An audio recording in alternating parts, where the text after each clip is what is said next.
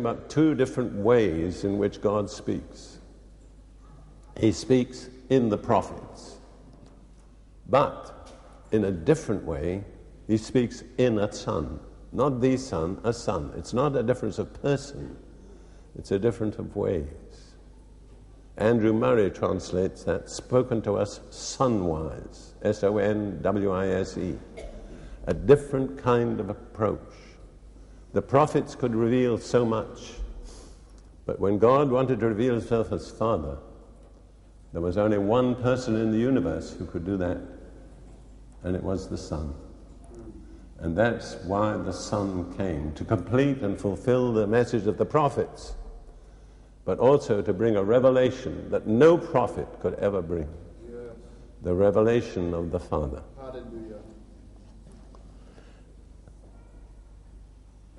And then in John 17,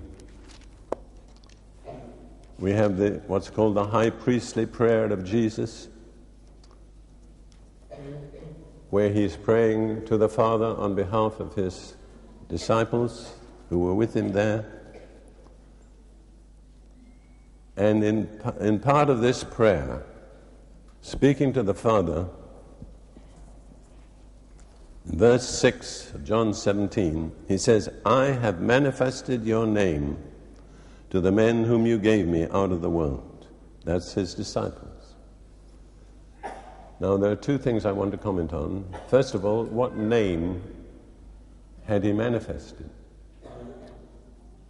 Now, the Jewish people for about 14 centuries had been familiar with the name that we call Jehovah or Yahweh, the sacred name of God, which is never pronounced by the Jewish people, only written. They'd known that name. That was not something new to them. What was the name that Jesus manifested to his disciples? If you read the prayer, you'll find it's the name Father. And it occurs 6 times in that chapter. Jesus came to manifest the name of the Father. And the word manifest is important. He didn't just come to talk about it, he came to demonstrate it. How did he demonstrate the reality of the Father to his disciples? By living like a son of God. He was never frightened, never perplexed, never in despair. He never failed to know what to do, because the Father was always with him. Yes, they saw in the life of Jesus a different kind of life. that's right. They were familiar with the prophets. They were familiar with Moses. They were familiar with men who done tremendous signs and wonders and spoken mighty words. But here was a man who lived knowing that he had a Father in heaven. Yes. And Jesus, by his whole life, from beginning to end, manifested the name Father. That's why he came. That's why God sent him. Because only a son can reveal the Father. The prophets can speak about him, teach about him, but they cannot reveal him. They cannot manifest him. And then in Matthew 11 and verse 27,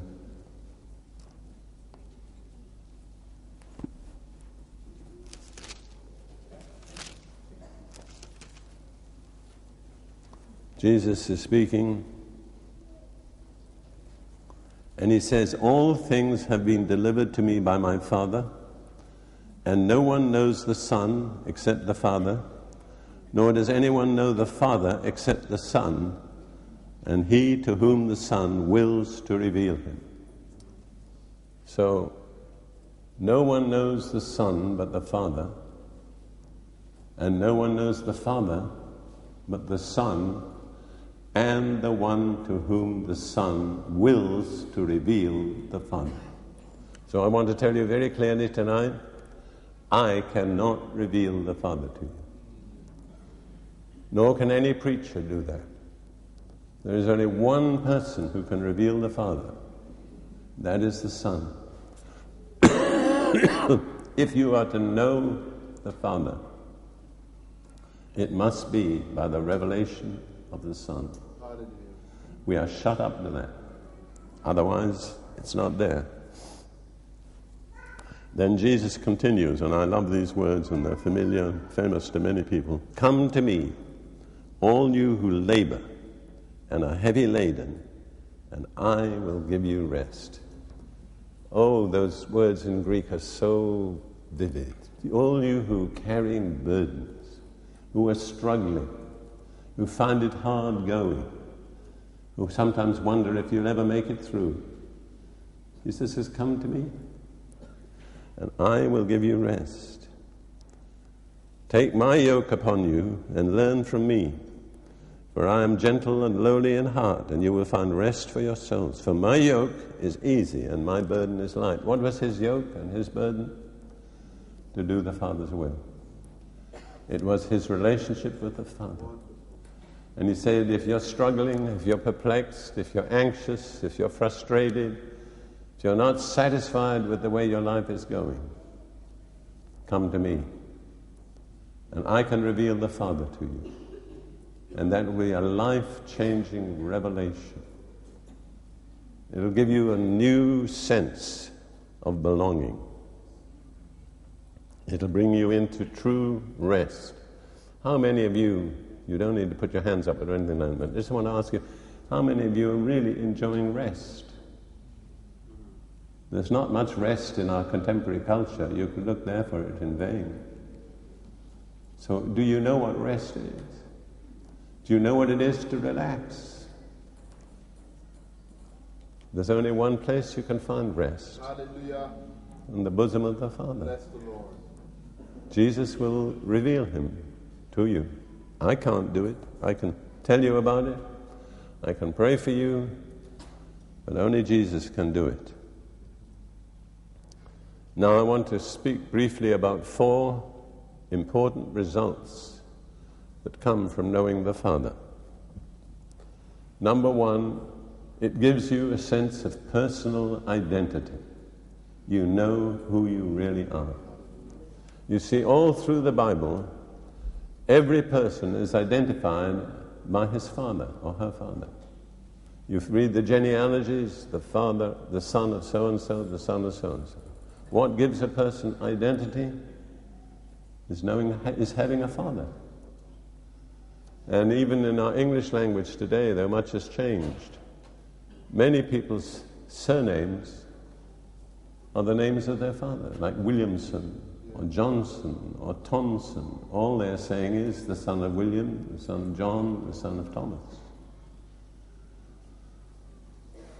And we have basically all around us an identity-less generation. A generation that has no sense of identity. They're sometimes called the X generation. What does X stand for? The unknown quantity. They don't know who they are.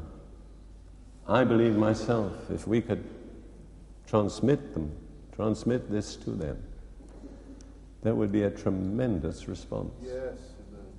I believe there are millions of young people just milling around, lost, confused, perplexed, because they don't know the Father. I don't believe anything will really ever change them sufficiently until they come to know the Father. So, if you're here this evening and you don't really know who you are, you're a kind of faceless person, a rootless person. You're not planted anywhere. You don't have a real identity. You may have an identity that you put on. You can go to the mirror and put it on with makeup or in other ways, but it's not a genuine identity. It comes through the Father. Second thing you have when you know the Father is a home in heaven. From the day I was saved, I always believed that if I continued in the faith, faithful, I would end up in heaven. Heaven was my destination. But I never thought about heaven as my home until I came to know the Father. You see, what makes a home is a father. After I had this experience, I said to Ruth, Ruth, I don't care whether you put up a tombstone over me after I die or not, but if you do put up a tombstone, I just want you to put 2 words: gone home. Hallelujah. I think of a precious Hawaiian sister that we knew that was there at this time when we were in Hawaii.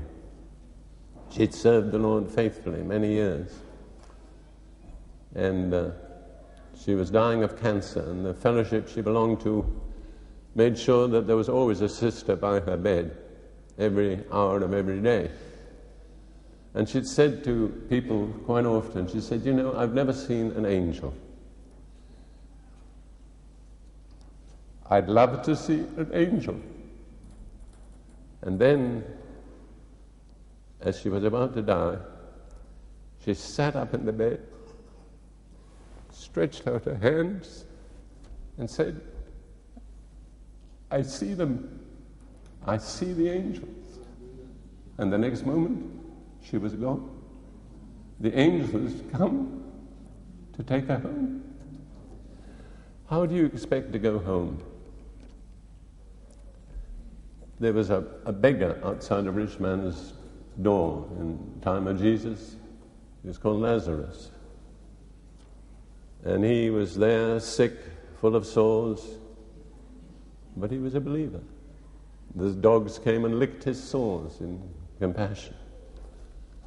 And then it says, it came to pass that the beggar died and was carried by the angels into Abraham's bosom. And what impressed me was, it was not just an angel, it was the angels. I think one strong angel could easily have transported that emaciate frame. But God sent an escort of angels to that poor beggar lying in the street. It says of the rich man, he died, and being in hell, he lifted up his eyes. What a different destiny. I am persuaded that God really wants to send angels to his believing sons and daughters. Why should we go home lonely? Why shouldn't we have an escort? God has got enough angels. I think it's important the way a person dies. As a young preacher, I was so impressed by the journals of John Wesley. And one day a report was brought to him that a certain Methodist sister whom he knew had died. And his comment was this: did she go in glory or only in peace? Which way are you going to go? Only in peace? Or do you think you're going to have a glorious entry into the Father's mansion? Carried there by an escort of angels. See, it makes a difference when you have God as your Father. You have a home. You're not astray. You're not a wanderer. You're on a pathway that's leading home. The third thing that comes through knowing the Father is total security. In John 10, verse 29,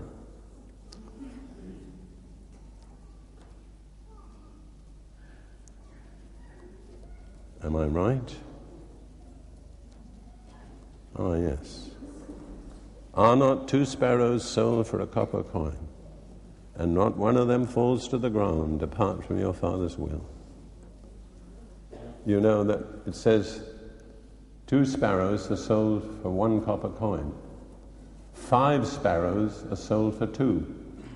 So if you buy 5, you get 1 extra. You understand? It's not just 4, it's 5. There was so little value that you could get 5 for 2 copper coins, like 2 pennies. And Jesus said not one of them falls to the ground without your Father. That's Matthew, not John. That's right. I was in Matthew anyhow. I just didn't tell you, that's all.